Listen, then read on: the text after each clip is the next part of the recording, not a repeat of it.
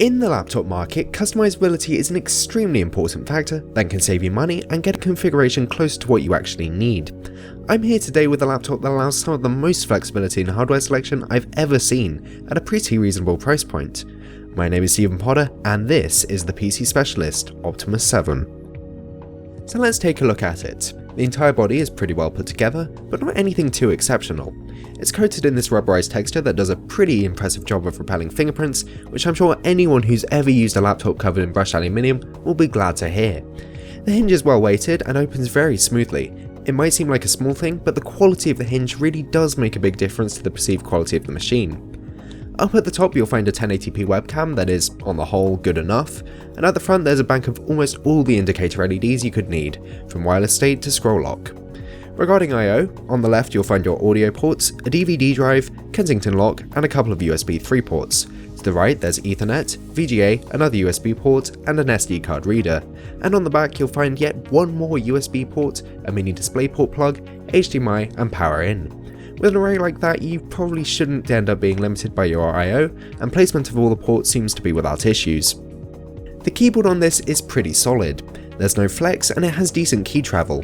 Interestingly, while it is backlit, the backlighting doesn't actually shine through the lettering on the keyboard, making it a little less useful than you might expect. The trackpad is also quite nice, with a smooth surface and accurate tracking, and the two mouse buttons just below it are nicely clicky and responsive.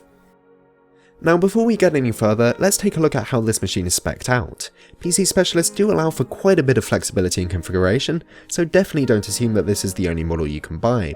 I've only really changed a few things from the base spec, upgrading to a 1TB hybrid drive, bumping up to 8GB of RAM, and using the slightly better Arctic MX4 thermal paste. Altogether, this comes to a price of about £750, which is pretty reasonable considering the calibre of hardware we have here, although it should be noted that the competition is very strong at this price point, with Dell Inspiron 7000 offering similar specs, but with the addition of an i7, a £50 upgrade on the Optimus at a similar price. Getting back to the machine itself, the display on this laptop is pretty awesome. It's a 15.6 inch matte 1080p IPS unit, with deep blacks and great colour reproduction. Viewing angles are excellent as you'd expect, and overall it's just a joy to look at, even if it isn't the highest resolution display out there, so props to the PC Specialist for including a display like this by default. An important part of any laptop is the speakers, and this machine has some okay ones, but they're nothing to write home about. They're slightly angled towards the user, but severely lack bass and sound a little tinny. Anyway, take a listen for yourself.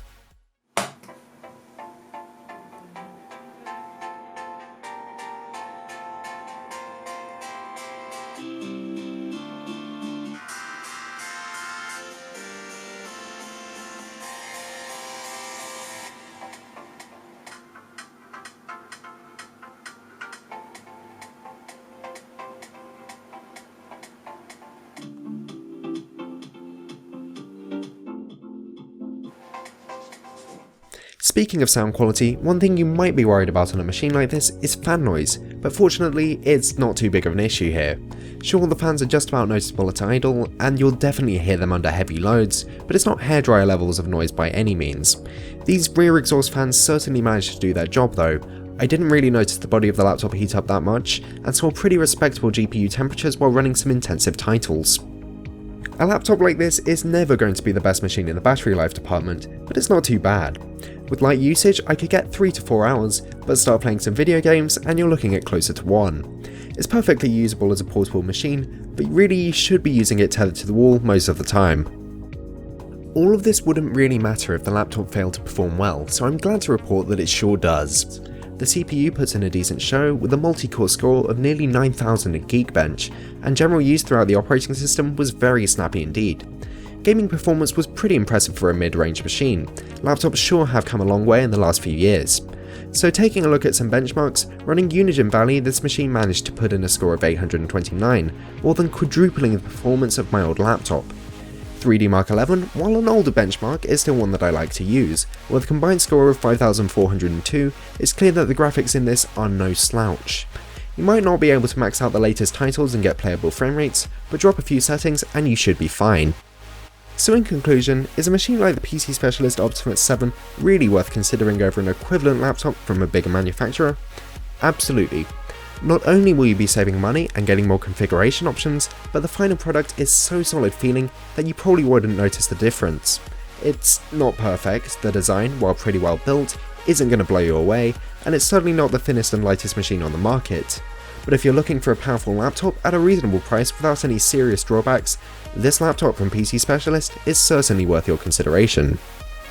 Anyway, thanks a lot for watching. If you're interested in seeing more of these videos, make sure you hit the subscribe button, and if you're looking for something else to watch, check out my review of the Sennheiser HD600s, an expensive but pretty damn good sounding pair of headphones.